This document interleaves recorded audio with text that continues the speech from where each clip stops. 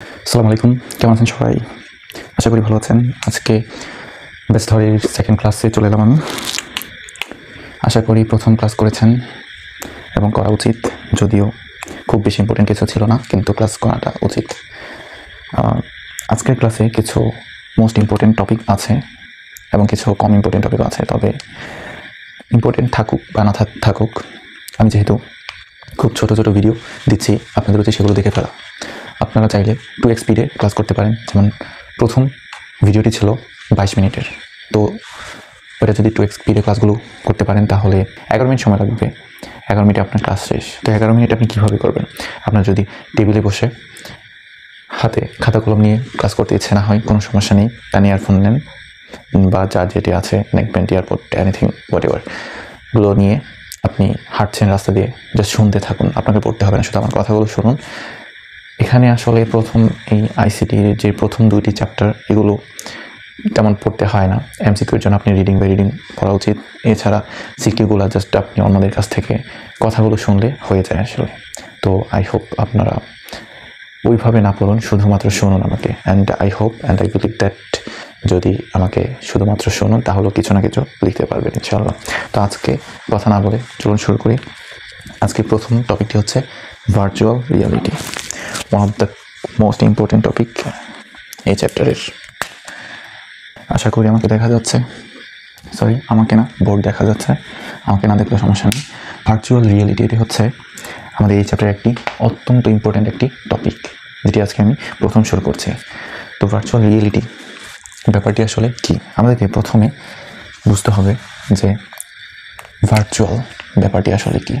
তো ভার্চুয়াল এই বিষয়টি আপনারা সকলেই জানেন হয়তো, বা অনেকেই বোঝেন বা অনেকে বোঝেন না।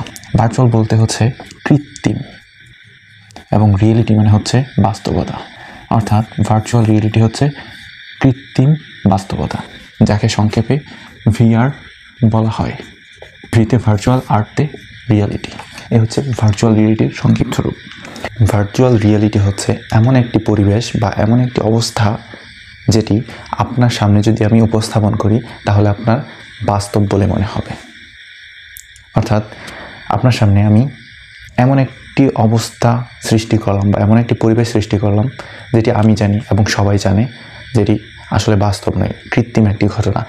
ইভেন আপনি নিজেও জানেন যে সেটি বাস্তব নয়, একটি কৃত্রিম ঘটনা। কিন্তু যখন আপনার সামনে সেটি প্রদর্শন করা হবে তখন আপনার কাছে মনে হবে যে না, এটি বাস্তব কোনো ঘটনা।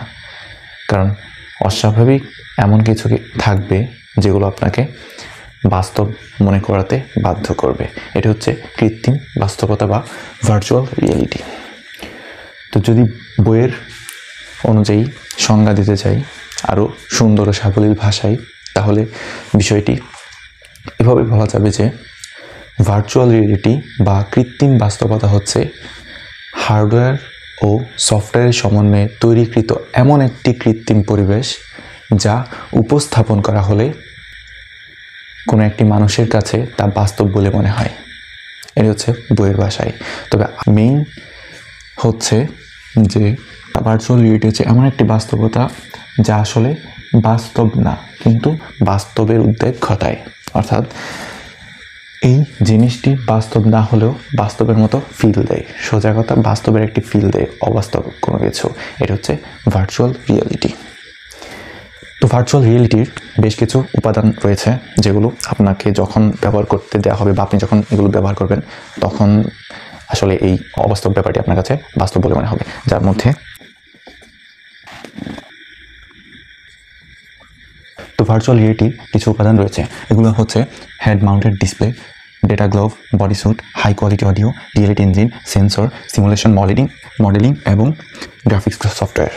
এখন এগুলো আপনার বই বাংলা এবং ইংরেজি দুটোই দেওয়া আছে। ইংরেজি দেখে ঘাবড়ে যাওয়ার কোনো ব্যাপার নেই, এটা আমি বুঝিয়ে দিচ্ছি। হেড মাউন্টেড ডিসপ্লে কি? হেড মাউন্টেড ডিসপ্লে হচ্ছে আপনার মাথায় একটি হেলমেট টাইপের কিছু একটা পরিয়ে দেওয়া হবে যেখানে ডিসপ্লে থাকবে, এবং সেই ডিসপ্লেটি আপনার ওই ভার্চুয়াল রিয়েলিটি জগতে নিয়ে যাওয়ার জন্য আপনাকে পুশ করবে এবং অনেক গুরুত্বপূর্ণ একটি অবদান রাখবে। ডেটা গ্লোভ, এটা হচ্ছে কিছু ডেটা সমৃদ্ধ এমন কিছু গ্লাভস তো অনেকেই জানি হাতে পরে, মোজা ক্রিকেট খেলার সময় বা ফুটবল যে যারা গোলকিপার আছে তারা হাতে পরে। তো এখানে এটা হচ্ছে ডেটা গ্রুপ, যার মধ্যে ডেটা থাকবে। তারপর হচ্ছে একটি পূর্ণাঙ্গ বডি স্যুট।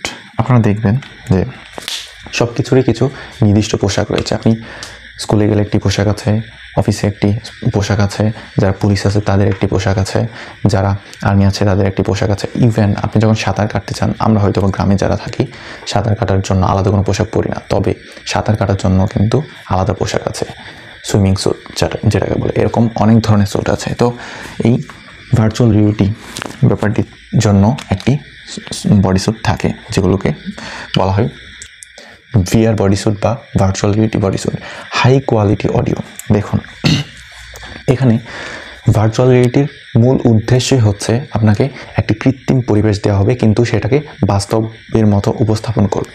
তো বাস্তবের মতো উপস্থাপন করার মধ্যে একটি গুরুত্বপূর্ণ অবদান রাখে হচ্ছে শব্দ বা অডিও কোয়ালিটি। আপনার অডিও কোয়ালিটি যদি বাস্তবের মতো না হয়, তাহলে কিন্তু আপনার সেটা বাস্তব লাগবে না। কারণ আমাদের কোনো একটা জিনিস আমাদের বাস্তব কখন মনে হয়? যখন আমরা সেটাকে চোখে দেখি এবং আমাদের মনে হয় যে এটা হুবহু বাস্তবের সাথে মিলে যাচ্ছে। যখন আমরা কানে শুনি এবং সেটা মনে হয় হুবহু বাস্তবের সাথে শব্দটা আমাদের কানে বাজছে।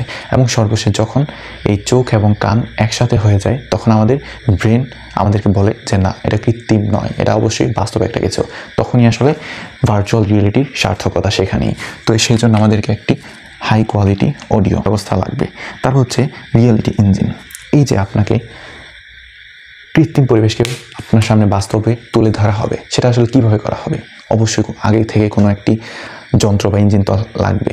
আমাদের নিজস্ব একটা মস্তিষ্ক আছে, সেই মস্তিষ্ক একটি যন্ত্র। তো এই যন্ত্রকে যখন আপনি একটা কিছু দিতে যাবেন বা তার থেকে কিছু একটি পরিবর্তন করতে যাবেন, তাহলে অন্য একটি যন্ত্রই সেটি করতে পারবে। তো এই জন্য আপনার ভার্চুয়াল রিয়েলিটির একটি ইঞ্জিন দরকার, সেটি হচ্ছে রিয়েলিটি ইঞ্জিন। এই ইঞ্জিনের মাধ্যমে ভার্চুয়াল রিয়েলিটি উপস্থাপন করা হয়। তারপরে হচ্ছে সেন্সর। সেন্সর কেন গুরুত্বপূর্ণ? বিভিন্ন ধরনের সেন্সর রয়েছে। যেমন আপনি ভার্চুয়াল রিয়েলিটির মাধ্যমে আপনি ধরুন রোনালদোর অনেক বড় ফ্যান। এখন ভার্চুয়াল রিয়েলিটি জগতে আপনি চাচ্ছেন তাকে স্পর্শ করতে। এখন ভার্চুয়াল রিয়েলিটির মূল উদ্দেশ্য হচ্ছে আপনাকে কৃত্রিম পরিবেশকে বাস্তবের মতো উপস্থাপন করবে, কিন্তু বাস্তবে আপনি রোনালদোর সাথে দেখা করতে পারবেন না। কিন্তু যেহেতু ভার্চুয়াল রিয়েলিটি আপনি ব্যবহার করবেন, তখন আপনার নিজের চোখে দেখা, কানে শোনার সাথে সাথেও তাকে ছোঁয়ার যে একটি অনুভূতি, সেটি আপনাকে পেতে হবে। সেজন্য আপনার হাতে দেওয়া হয় এই ডেটা গ্লোভ এবং এখানে এই সেন্সরটি কাজ করে, যেটা আপনি যখন তাকে স্পর্শ করবেন তখন আপনার ব্রেনে উদ্রেক ঘটাবে যে আপনি বাস্তবে স্পর্শ করছেন। সেজন্য দরকার হচ্ছে সেন্সর। তারপর আছে সিমুলেশন, মডেলিং এবং গ্রাফিক্স সফটওয়্যার। সিমুলেশন হচ্ছে কোনো কাজ আপনি বাস্তবে করতে যাওয়ার আগে সেটিকে আগে একবার ভার্চুয়াল রিয়েলিটির মাধ্যমে করতে চাচ্ছেন, সেটি হচ্ছে সিমুলেশন বলা হয় সেটিকে। মডেলিং, এই যে আপনি ভার্চুয়াল রিয়েলিটির মাধ্যমে একটি কৃত্রিম পরিবেশকে বাস্তবে রূপ দিতে চাচ্ছেন, সেটার জন্য অবশ্যই ওই বাস্তবের মতো করে এই কৃত্রিম পরিবেশটাকে মডেল করতে হবে বা ডিজাইন করতে হবে। যেমন আমরা প্রথমে যদি কোনো কিছু আবিষ্কার করতে চাই, ধরুন আপনার হাতে যে ডিভাইসটি রয়েছে, মোবাইল বলেন বা ল্যাপটপ বলেন বা যে কোনো কিছু বলেন, আপনার হাতে যে ডিভাইসটি রয়েছে সেটি বানানোর আগে অবশ্যই সেটাকে আগে একটি মডেল প্রদান করতে হয়েছে। খাতা কলমে তারা আর্ট করেছে যে এটার মডেল এরকম হবে, তারপর ভেতরে কি যন্ত্রপাতি দেওয়া হবে সেটার একটা মডেল প্রদান করা হয়েছে। তো এই মডেলিংটা যখন করা হবে, তখন সেটি বাস্তবের মতো যদি করা হয় তাহলে বাস্তবের উদ্রেক ঘটাবে। তাই এই মডেলিংটিও খুব গুরুত্বপূর্ণ। তারপরে আছে গ্রাফিক্স সফটওয়্যার। গ্রাফিক্স সফটওয়্যার কেন দরকার? দেখুন, ধরুন আপনি আজকে সাজেক ঘুরতে যাবেন, কিন্তু সেটি বাস্তবে না, এই ভার্চুয়াল রিয়েলিটি ব্যবহারের মাধ্যমে আপনি বসে সাজেক ঘুরতে যাবেন। এখন ভার্চুয়াল রিয়েলিটির মূল উদ্দেশ্য কি ভাই? ভার্চুয়াল রিয়েলিটির মূল উদ্দেশ্য হচ্ছে আপনাকে কৃত্রিম পরিবেশকে বাস্তবে মতো করে উপস্থাপন করবে। এখন আপনি যদি সাজেক ঘুরতে চান, বাস্তবে আপনি যেরকম দেখতেন ঠিক সেরকম একটি অবস্থা যদি ক্রিয়েট করতে না পারি, তাহলে কিন্তু আপনি আর এই বাস্তবের মতো ফিলটা পাবেন না। তো তার জন্য কি দরকার? গ্রাফিক্স সফটওয়্যার, যার মাধ্যমে আপনি গ্রাফিক্স ডিজাইনের মাধ্যমে ওই বাস্তবের মতো এমন কিছু পরিবেশ সৃষ্টি করা হবে। যারা গ্রাফিক্স ডিজাইন সম্পর্কে জানেন তারা অবশ্যই জানেন যে এমন কিছু জটিল এবং এত সুন্দর কিছু দৃশ্য তৈরি করা যায় যা বাস্তবের মতোই হয়। তো সেই জন্য আপনার এই গ্রাফিক্স সফটওয়্যার দরকার। তো আশা করি এই যে উপাদানগুলো সেগুলো সম্পর্কে আমাদের ভালোই ধারণা হয়েছে। তো এটাই ছিল ভার্চুয়াল রিয়েলিটির উপাদানসমূহ। তো এখান থেকে একটি MCQ আসতে পারে যে গুগল বর্তমানে একটি ভার্চুয়াল রিয়েলিটি সার্ভিস চালু করেছে, তার নাম কি? লিখে দিচ্ছি LIVELY, লাইভলি। হচ্ছে একটি ভার্চুয়াল চ্যাটিং সার্ভিস। গুগল এই ভার্চুয়াল চ্যাটিং সার্ভিসটি চালু করেছে। এখান থেকে আরও কিছু MCQ আসতে পারে, এগুলো আপনারা বই থেকে একবার রিডিং করে নেবেন তাহলে হয়ে যাবে। আর যদি MCQ বইয়ের শেষে যে MCQগুলো থাকে সেগুলো পড়ে নেন বা কোনো একটি সহায়ক বই থেকে পড়ে নেন তাহলে হয়ে যাবে। আর সিকিউর জন্য আমি এতক্ষণ যত কথাগুলো বললাম সেগুলো জাস্ট 1 থেকে 2 বার পড়বেন বা আমাকে শুধু শুনবেন আর নিজের মতো করে লিখে দিয়ে আসবেন, হয়ে যাবে ইনশাআল্লাহ। আর তাছাড়া সংজ্ঞার ক্ষেত্রে এখান থেকে এই যে ভার্চুয়াল রিয়েলিটি কাকে বলে বা ভার্চুয়াল রিয়েলিটি কী, এই সংজ্ঞাটি খুবই গুরুত্বপূর্ণ ক নাম্বার প্রশ্নের জন্য সিকিউর। তো আমি আবার বলে দিচ্ছি, এই সংজ্ঞাটি হচ্ছে ভার্চুয়াল রিয়েলিটি হচ্ছে এমন একটি পরিবেশ যা কম্পিউটার ও হার্ডওয়্যারের সমন্বয়ে তৈরি করা হয়, যা কোনো একটি মানুষের সামনে উপস্থাপন করা হলে সেটিকে বাস্তবের মতো বলে মনে হয়। বা আপনারা বিভিন্ন বইয়ে বিভিন্ন রকমভাবে যা আছে ওগুলো নিতে পারেন বা নিজের মতো করে লিখতে পারেন। এটা একটা হলেই হলো, মেইন উদ্দেশ্যটি একই থাকলেই হলো। তারপরে আরেকটি প্রশ্ন আসতে পারে, সিমুলেশন আসলে কি? সিমুলেশন হচ্ছে কোনো একটি কাজ আপনি বাস্তবে করবেন, সেটা বাস্তবে করার আগে কম্পিউটার এবং হার্ডওয়্যার ব্যবহারের মাধ্যমে তা কৃত্রিম উপায়ে আগে করে দেখাকে বলা হয় সিমুলেশন। তাছাড়া এখান থেকে আরেকটি সংজ্ঞা আসতে মাঝে মধ্যে চলে আসে, টেলিপ্রেজেন্স আসলে কি? এটা খুবই সহজ একটি ব্যাপার।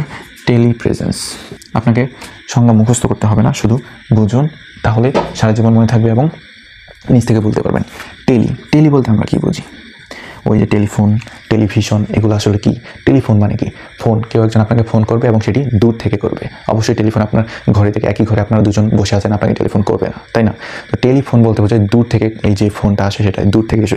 টেলিভিশন মানে কি? টেলিভিশনও সেম, দূর থেকে কিছু একটা হচ্ছে, অনেক দূরে বিভিন্ন দেশের বিভিন্ন প্রান্ত থেকে, পৃথিবীর বিভিন্ন প্রান্তে হচ্ছে এবং সেটি আপনি ভীষণ করছেন মানে কি? ভীষণ মানে কি? দেখছেন, সেটা হচ্ছে টেলিভিশন। একইভাবে টেলিপ্রেজেন্স হচ্ছে, টেলি যেহেতু আছে তার মানে অবশ্যই দূরের কিছু। আর প্রেজেন্স বলতে কি বোঝায়? আমি এখন আপনাদের সামনে দাঁড়িয়ে আছি, আমি আপনাদের সামনে দাঁড়িয়ে আছি মোবাইলের মাধ্যমে, কিন্তু আমি আসলে দাঁড়িয়ে আছি কোথায়? আমার ঘরে, আমার রুমে, তাই না? তো আমার রুমে আমি প্রেজেন্ট আছি মানে প্রেজেন্স।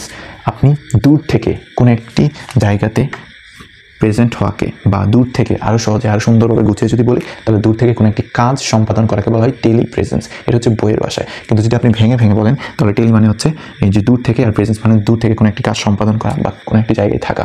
আর কোনো একটি জায়গায় থাকা মানে হচ্ছে একটি কাজ সম্পাদন করছেন আপনি। তো বইয়ের ভাষায় এক কথায় বলতে গেলে টেলিপ্রেজেন্স হচ্ছে দূর থেকে কোনো একটি কাজ সম্পাদন করার একটি প্রক্রিয়া।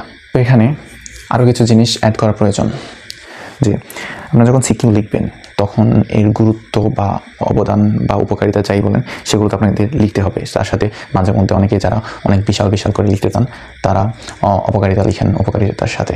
তো উপকারিতাতে আমি প্রথমে বলি যে এর কি সুফল রয়েছে। দেখুন, এর মাধ্যমে আপনি ড্রাইভিং শিখতে পারবেন। কিভাবে? আপনারা অনেকে হয়তো বা অবাক হতে পারেন যে কীভাবে ড্রাইভিং শেখা যায়। দেখুন, আপনি আজকে গাড়ি চালাতে পারেন না, আমিও পারি না। তো হঠাৎ করে যখন আমাদেরকে গাড়ি শেখাতে নিয়ে যাওয়া হবে, আমাদেরকে যদি প্রথম দিনই গাড়িতে বসিয়ে দেওয়া হয়, স্টিয়ারিং হাতে দিয়ে বলা হয় যে তুমি চালাও গাড়ি, বা আমাদেরকে কিছু বলে দেয়, অনেকে হয়তো বা বুঝে যাবেন এবং পারবেন, কিন্তু অনেকের ক্ষেত্রে কী হবে? কোনো দুর্ঘটনায় পড়বে। দুর্ঘটনা মানেই হয় অন্য কারো ক্ষতি হচ্ছে, না হয় নিজের ক্ষতি হচ্ছে। যেটাই হোক, দুর্ঘটনা খুবই খারাপ জিনিস। তো ক্ষতিটা কেউই চাইবে না। এই জন্য ড্রাইভিং প্রশিক্ষণ কেন্দ্র আছে বড়, তারা কি করে? এই ভার্চুয়াল রিয়েলিটি ব্যবহারের মাধ্যমে আগে কৃত্রিম উপায়ে বাস্তবের মতো একটি ফিল দেয়। আপনারা অবশ্যই ভার্চুয়াল রিয়েলিটি যেহেতু পড়েছেন, জানেন যে ভার্চুয়াল রিয়েলিটি আসলে কি। তো এইভাবে আগে গাড়ি চালানো শেখানো হয়, যেখানে যে চালাচ্ছে সে মনে করে যে সে রাস্তাতেই আছে এবং খুবই সুন্দরভাবে তাকে শেখানো হয়। অতঃপর যখন সে তার ট্রেনিং সম্পন্ন হয় তখন তাকে রাস্তায় নিয়ে যাওয়া হয়। তো এটি হচ্ছে ড্রাইভিং। একইভাবে বিমান চালানোর ক্ষেত্রেও এভাবে প্রশিক্ষণ দেওয়া হয়।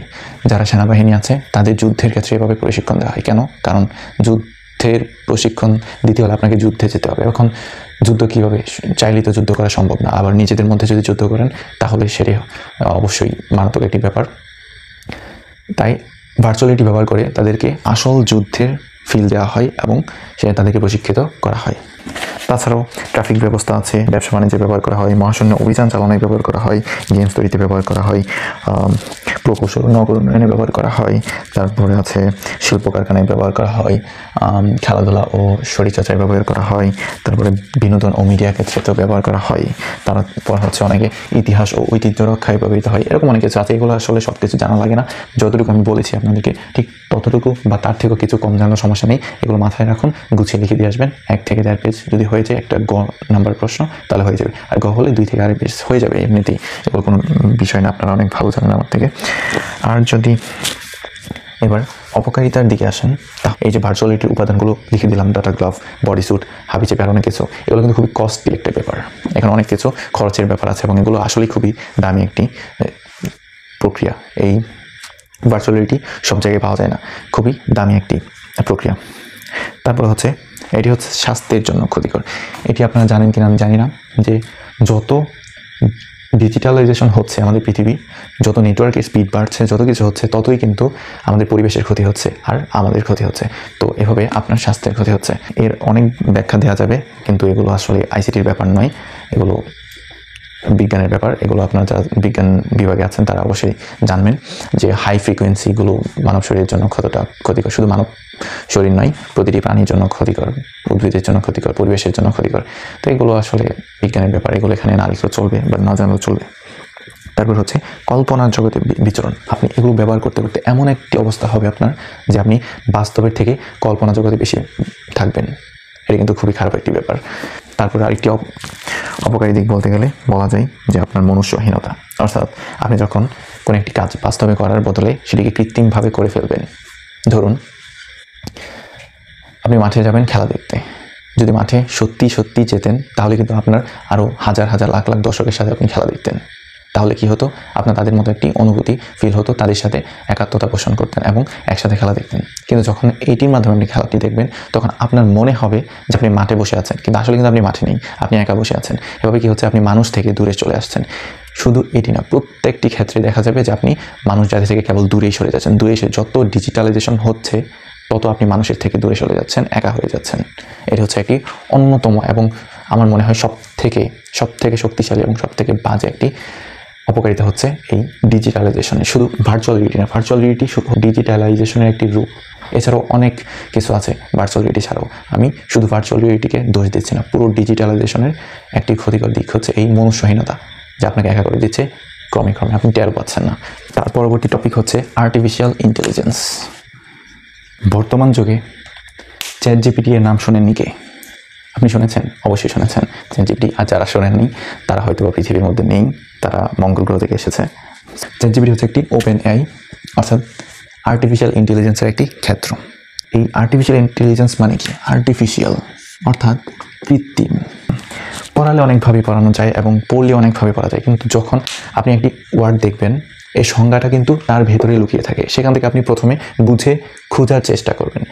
সংজ্ঞা পুরোটা পাবেন না, আপনি মেইন টার্মটা পেয়ে যাবেন, এবং মেইন টার্মটা যদি আপনি পেতে পারেন তাহলে সংজ্ঞা আপনি আপনার নিজের মতো করে বানিয়ে নিতে পারবেন। দেখবেন এক একবার এক এক সংজ্ঞা আসবে, কিন্তু মেইন টপিকটা সেম থাকবে। আর যদি আপনি না বুঝে মুখস্থ করে নেন তাহলে কি দেখা যাবে যে আপনি 2 দিন পর ভুলে যাচ্ছেন। কারণ আমাদের মানুষের ব্রেন কোনো কিছুই চিরকাল মনে রাখতে পারে না, কিছু স্পেসিফিক ঘটনা ছাড়া, সেগুলোর দিকে না যায়। তো আর্টিফিশিয়াল মানে কি? কৃত্রিম। এবং ইন্টেলিজেন্স মানে কি? ইন্টেলিজেন্স হচ্ছে বুদ্ধিমত্তা।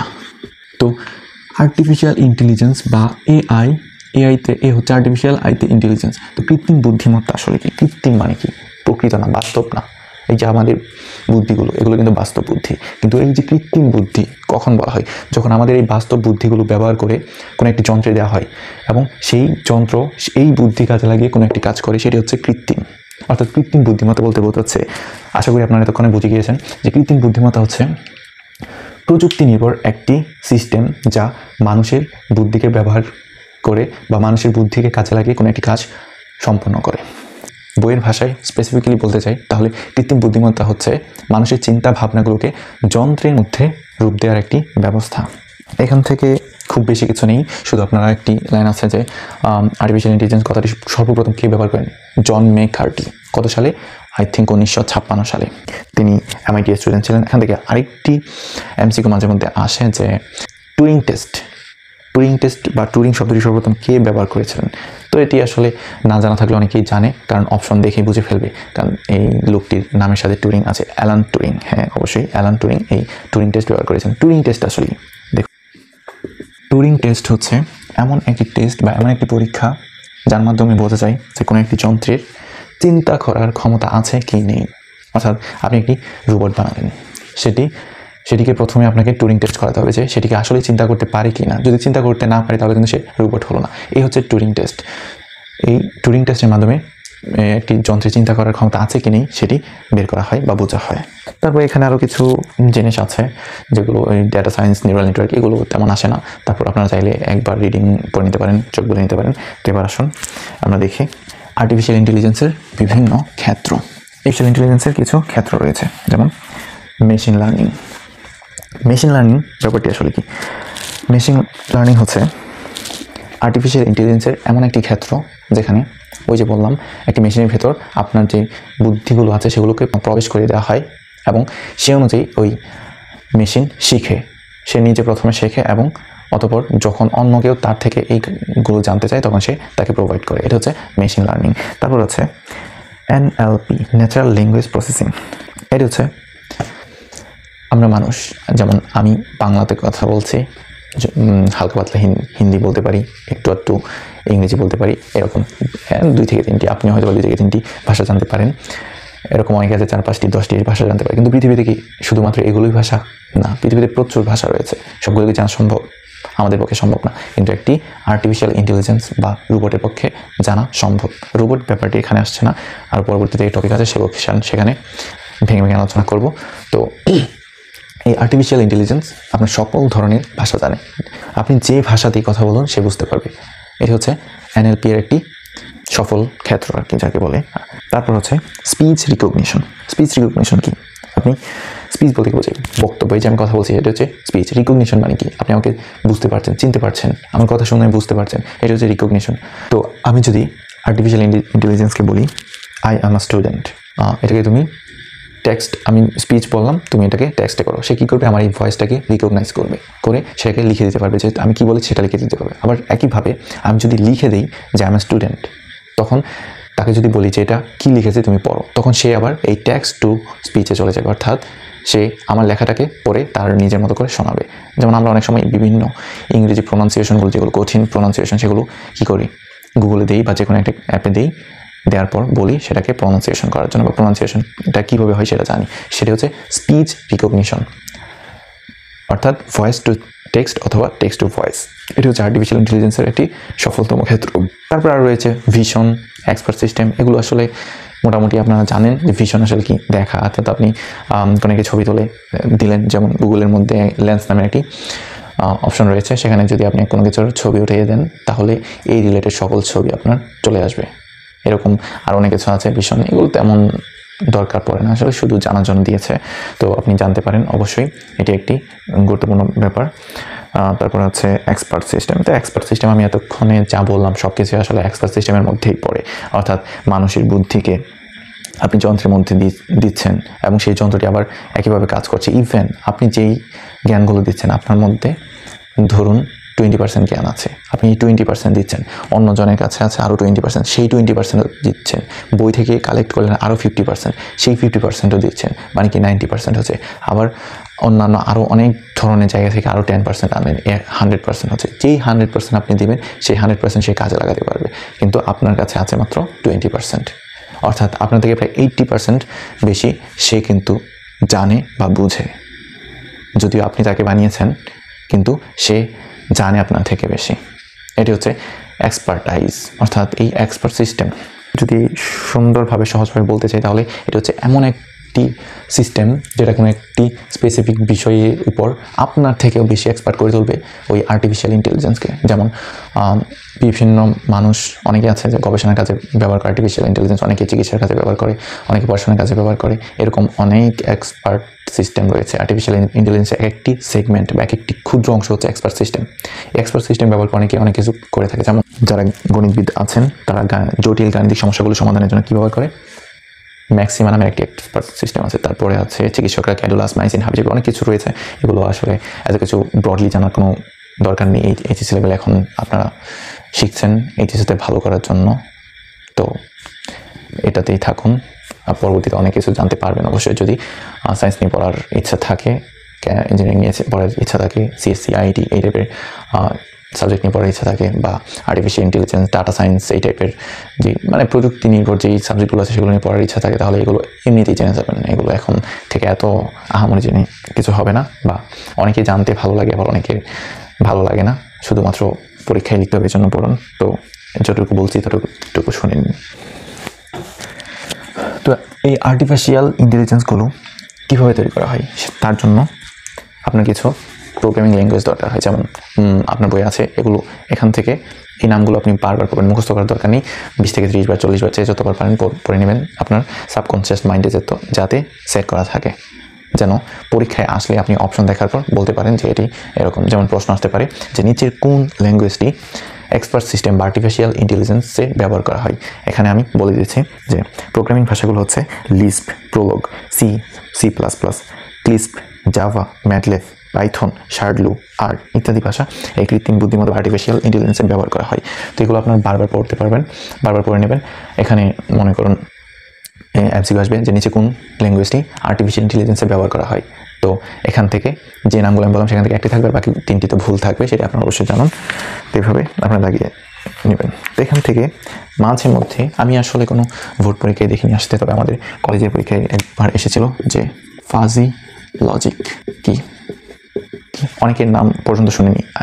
তো ফাজি লজিক হচ্ছে আপনার মূলত যখন 3য় চ্যাপ্টার সংখ্যা পদ্ধতি ডিজিটাল ডিভাইস পড়বেন তখন জানবেন যে কোন একটি ঘটনা দুইভাবে ব্যাখ্যা করা যায়, সত্য বা মিথ্যা।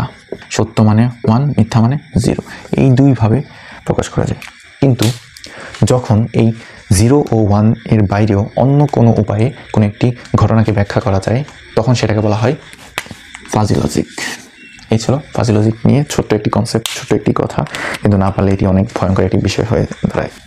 তারপর আসুন রোবোটিক্স। রোবোটিক্স আসলে কি? রোবোটিক্স হচ্ছে একটি ক্ষেত্র, হ্যাঁ, যে ক্ষেত্রে মানুষের যে চিন্তাভাবনাগুলো আছে সেগুলোকে ওই যে আর্টিফিশিয়াল ইন্টেলিজেন্স পড়ার সময় বলেছিলাম মানুষের চিন্তাভাবনাগুলোকে যন্ত্রের মাধ্যমে প্রকাশ করা হয়। এই যন্ত্রের মাধ্যমে প্রকাশ করা হয়, এর যন্ত্র মাধ্যমে প্রকাশ করার মাধ্যমে মানুষের মতো একটি মানুষ তৈরি করা হয়, যাকে যন্ত্রমানব বলা হয়। এই যন্ত্রমানব হচ্ছে রোবট, একে রোবট বলে, রোবোটিক্স না। আর এই রোবট বানানো, নকশা করা, ডিজাইন করা, কোডিং করা, হাবিজাবি, রক্ষণাবেক্ষণ যা আছে সব কিছু যে শাখায় আলোচনা করা হয় তাকে বলা হয় রোবোটিক্স। রোবোটিক্স হচ্ছে একটি শাখা, আর রোবট হচ্ছে যন্ত্রমানব বা একটি যন্ত্র। এই দুটোর মধ্যে কনফিউজড হবেন না। তো এখানে আরও কিছু এমসিকিউ আসার মতো প্রশ্ন আছে, এগুলো আপনারা একবার রিডিং পড়ে পেয়ে যাবেন। যেমন প্রথম ইন্ডাস্ট্রিয়াল রোবটের নাম কী ছিল? ইউনিমেড শব্দ থেকে এসেছে। তারপরে এখানে আসছে যে রোবট অর্থ কী, তারপরে আছে কত সালে কি প্রকাশ করেছিল, হাবিজাবি অনেক কিছু রয়েছে। আপনারা এগুলো একবার রিডিং পড়ে নিলেই পারবেন। এগুলো এত ইম্পর্টেন্ট না আসার মতো, তবে এমসিকিউ মাঝে মধ্যে চলে আসতে পারে। যাই হোক, তো এবার আসুন রোবটের বিভিন্ন অংশ বা উপাদান। রোবটের জন্য বিভিন্ন অংশ বা উপাদানের জন্য অবশ্যই একটি মুভেবল বডির দরকার। মুভেবল বডি কিন্তু একটি দরকার রয়েছে, অর্থাৎ আপনি একটি রোবট বানালেন, সেটি নড়তেই পারে না, তাহলে এটি কি কিছু হলো, কোনো কাজ করতে পারবে? আপনার মনে হয়? আমার মনে হয় না যে কোনো কাজ করতে পারবে। যদি এটাকে বলা হচ্ছে যন্ত্র মানব, অর্থাৎ মানুষের মতোই, শুধুমাত্র একে যন্ত্র বানানো হয়েছে। তো মানুষ কী করে যে আমি নড়ানড়ি করতেছি, আমি মুভ করতেছি, এখন যদি সে এটি না পারে তাহলে সে রোবট হলো না। তো এই একটি মুভেবল বডি অবশ্যই লাগবে। তারপরে আছে অ্যাকচুয়েটর।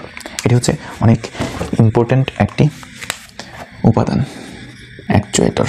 তো এই অ্যাকচুয়েটরটি আসলে কি? এটি এমসিকিউতে বহুবার এসেছে এবং সামনেও আসবে, তো খুব ভালোভাবে দেখুন।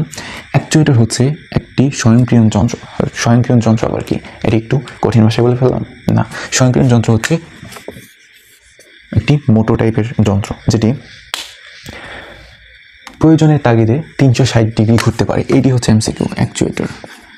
এই 360 degree equal to actuator, actuator equal to 360 degree. অর্থাৎ এই চ্যাপ্টার থেকে যদি রোবট নিয়ে কোনো প্রশ্ন আসে তাহলে ধরে রাখতে পারেন এটি আসবে যে রোবটকে কাজের প্রয়োজনে কত ডিগ্রি ঘোরানো যায়? 360 ডিগ্রি, অথবা 360 ডিগ্রি যদি ঘোরানো যায় আর সেটিকে কী বলে? অ্যাকচুয়েটর। এরকম ঘুরিয়ে ফিরে প্রশ্ন করতে পারে। তো আপনার মনে রাখবেন অ্যাকচুয়েটর 360 অ্যাকচুয়েটর। তারপর এখানে আরও বেশ কিছু উপাদান দিয়েছে। বিদ্যুৎ উৎস বা পাওয়ার সিস্টেম, এগুলো অবশ্যই জানেন যে আমরা তো খাবার খেয়ে চলি, শক্তি পাই, সেগুলো দিয়ে আমরা কাজ করি, কিন্তু তার তো আর খাবার খাওয়ানো যাবে না। তাকে কী খাওয়াতে হবে? অবশ্যই ইলেকট্রিক মাধ্যমে চার্জ দিতে হবে। তো এই অবশ্যই বৈদ্যুতিক উৎস বা পাওয়ার সিস্টেম লাগবে। তারপর আছে ইলেকট্রিক সার্কিট লাগে। হ্যাঁ, ইলেকট্রিক সার্কিট তো লাগবেই। আপনি ইলেকট্রিক নিয়ে কাজ করছেন আর ইলেকট্রিক সার্কিট দেবেন না, এটা কি হয়? না, হয় না। তারপর আছে প্রোগ্রামকৃত মস্তিষ্ক বা কম্পিউটার। আপনি বলছেন কি যন্ত্র মানব কথাটা আছে। মানব মানে মানুষের ভেতরে অবশ্যই একটি মস্তিষ্ক আছে, যেটির মাধ্যমে আমরা কাজ করে থাকি। এখন সেই যন্ত্র হোক, কিন্তু তার সাথে যেহেতু মানব আছে, অবশ্যই তার একটি মস্তিষ্ক লাগবে। এখন তার মস্তিষ্ক কি আমাদের মতো এরকম নিউরন দিয়ে বানানো সম্ভব না। তাই আমরা কি করি? একটি প্রোগ্রাম সেট করে দিই যে এই কথাগুলো বলার পর এই কাজগুলো করবে, মানে এরকম বিশাল বড় প্রোগ্রাম তার ভিতরে ইনস্টল করে দিই। এভাবে সে কাজ করতে পারে। এটিকেও তো হয় প্রোগ্রামকৃত মস্তিষ্ক বা কম্পিউটার। তারপর হচ্ছে অনুভূতি মানে কি? আমরা মানুষ, আমাদের যেরকম অনুভূতি আছে, তাদের কিন্তু ঠিক এমন কোনো অনুভূতি নেই। আর ভবিষ্যতে হবে কিনা আমার জানা নেই, না হওয়ারই কথা, কারণ আমাদেরকে বানিয়েছেন মহান আল্লাহ তাআলা, আর তাদেরকে আমরা বানাই, মানে মানুষ বানাই। তো একদম নিখুঁত তো আর কোনো কিছু সম্ভব নাই। অনুভূতিটাই আমাদের থেকে এই রোবটকে আলাদা করে রেখেছে। কিন্তু তারপরেও এখানে অনুভূতিটা দেওয়া হয়েছে, কারণ আপনি যখন রোবটকে টাচ করবেন, ধরুন আপনি রোবটের মাথায় টাচ করে বললেন যে এটা কি, তখন সে বলতে পারবে যে এটা মাথা। এবং আপনি যদি বলুন যে এই সম্পর্কে কিছু তথ্য দাও আমাকে, তখন সে তথ্যগুলো দিতে পারবে। এটা কীভাবে পারে? এটা আসলে সেন্সরের মাধ্যমে করে, কিন্তু এখানে বলা হয়েছে যে এটি হচ্ছে একটি অনুভূতি। আসলে রোবট কীভাবে অনুভূতি পাবে? তার কি কোনো মন আছে? নেই, তো কিছুই নেই। তাহলে কীভাবে অনুভূতি সম্ভব? এটি আর কেন দিয়েছে আমি জানি না। তারপর হচ্ছে পরিবর্তন করা বলতে, যদি বলো রোবটকে যে এখানে এক গ্লাস পানি আছে, এটা তুমি এই টেবিল থেকে ওই টেবিলে নিয়ে যাও, তখন সে এটা পারবে। তুমি যদি বলো যে এই বইটি আমার হাত থেকে ওইখানে নিয়ে রেখে আসো, সে রেখে আসবে। ওইখান থেকে বইটি নিয়ে আসতে পারবে। এটা হচ্ছে পরিবর্তন করা। এটি হচ্ছে রোবটের দ্বারা সম্ভব। এগুলো আপনারা অবশ্যই জানেন। তারপরে রোবোটিক্স বা রোবটের ব্যবহার, যেমন ম্যানুফ্যাকচারিংয়ে ব্যবহার করা হয়, বিপজ্জনক কাজে ব্যবহার করা হয়, ভারী শিল্প কারখানায় ব্যবহার করা হয়, পুঙ্খানুক্রমে পরীক্ষার কাজে ব্যবহৃত হয়, মেল ডেলিভারি কাজে ব্যবহৃত হয়, ঝুঁকিপূর্ণ কাজে ব্যবহৃত হয়, নিরাপত্তার কাজে ব্যবহৃত হয়, পুলিশ সাহায্যকারী হিসেবে ব্যবহৃত হয়, সামরিক ক্ষেত্রে ব্যবহৃত হয়, ঘরোয়া কাজে ব্যবহৃত হয়, চিকিৎসায় ব্যবহৃত হয়। তো এখানে আসার মতো হচ্ছে চিকিৎসায় ব্যবহৃত হয়, এটি একটু গুরুত্বপূর্ণ, আপনারা একটু পড়ে নেবেন। তারপরে আছে ভারী শিল্প কারখানায় ব্যবহৃত হয়, বিপজ্জনক কাজে ব্যবহৃত হয়, এগুলো ঝুঁকিপূর্ণ কাজে ব্যবহৃত হয়। এগুলো MCQতে আসে মাঝে মধ্যে, যে নিচে কোনটি ঝুঁকিপূর্ণ কাজ ভারী শিল্প কারখানায় ব্যবহৃত হয়, অথবা যখন CQ দিয়ে দেয় সৃজনশীল প্রশ্নে, তখন উদ্দীপকে বলা হয়ে থাকে যে এমন একটি যন্ত্র আছে বা এমন একটি কিছু আছে যাকে ঝুঁকিপূর্ণ কাজে ব্যবহৃত হয়, বা ভারী শিল্প কারখানায় ব্যবহৃত হয়, বা নিরাপত্তার কাজে ব্যবহৃত হয়। তারপর গতে বললো যে উদ্দীপক লিখিত বিষয়টি ব্যাখ্যা করো, বা উপকারে কী কাজে আসে, বা তার বৈশিষ্ট্যগুলো কী কী এরকম। তো একবার যদি আপনি বুঝে যেতে পারেন যে এটি রোবোটিক্স, তখন আমি এতক্ষণ যাবত যা বললাম সেগুলো জাস্ট লিখে দিয়ে আসবেন, হয়ে যাবে ইনশাল্লাহ। তো তার পরবর্তী টপিক হচ্ছে ক্রায়োসার্জারি। তো ক্রায়োসার্জারি হচ্ছে এই চ্যাপ্টারের এমন একটি টপিক যেখান থেকে, অর্থাৎ এই চ্যাপ্টার থেকে প্রশ্ন আসবে আর ক্রায়োসার্জারি আসবে না, এরকম আসলে খুবই কম হয়েছে, এবং আসাটা উচিত, কারণ ক্রায়োসার্জারি খুবই ইম্পর্টেন্ট। তো ক্রায়োসার্জারি এবং বায়োমেট্রিক্স, এই দুটো টপিক, আমি শুধু এই দুটো টপিক নিয়ে আমি একটি ভিডিও আপলোড দেবো, কারণ এই দুটো খুবই ইম্পর্টেন্ট। যদিও রোবোটিক্স, তারপর ভার্চুয়াল রিয়েলিটি খুব ইম্পর্টেন্ট। তো আজকের এই ভিডিওতে ভার্চুয়াল রিয়েলিটি এবং রোবোটিক্স, আর্টিফিশিয়াল ইন্টেলিজেন্স এগুলো নিয়ে আলোচনা করলাম।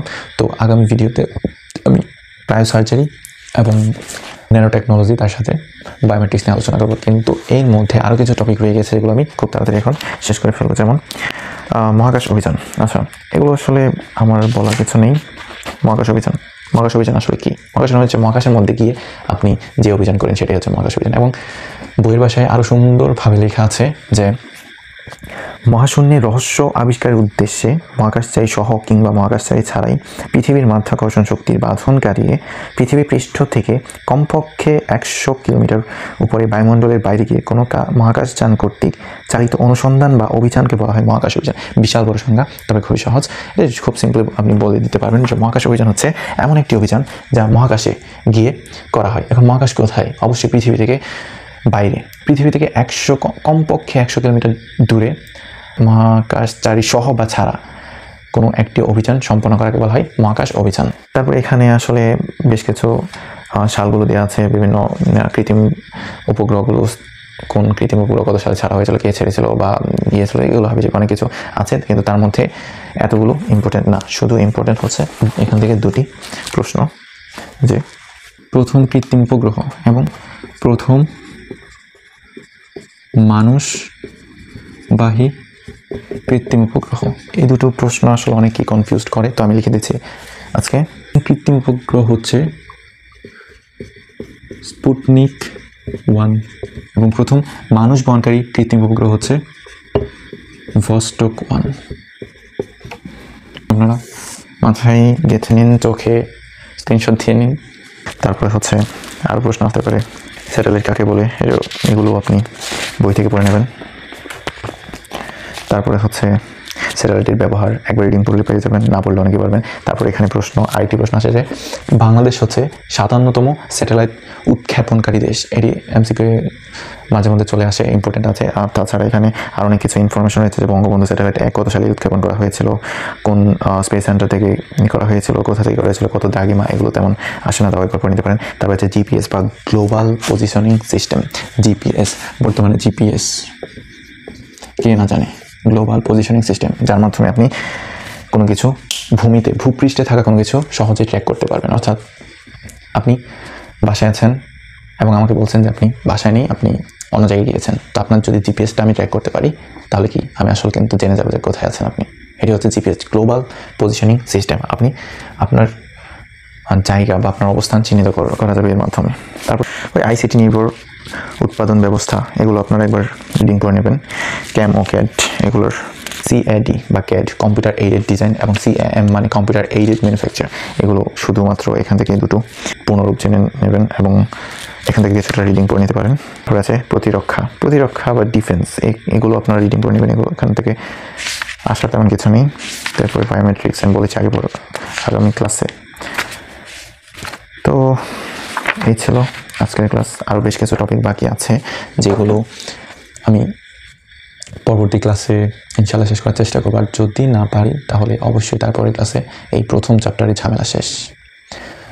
তো ভালো থাকুন, সুস্থ থাকুন এবং পড়তে থাকুন। ধন্যবাদ সবাইকে এতক্ষণ ক্লাসটি করার জন্য। আসসালামু আলাইকুম।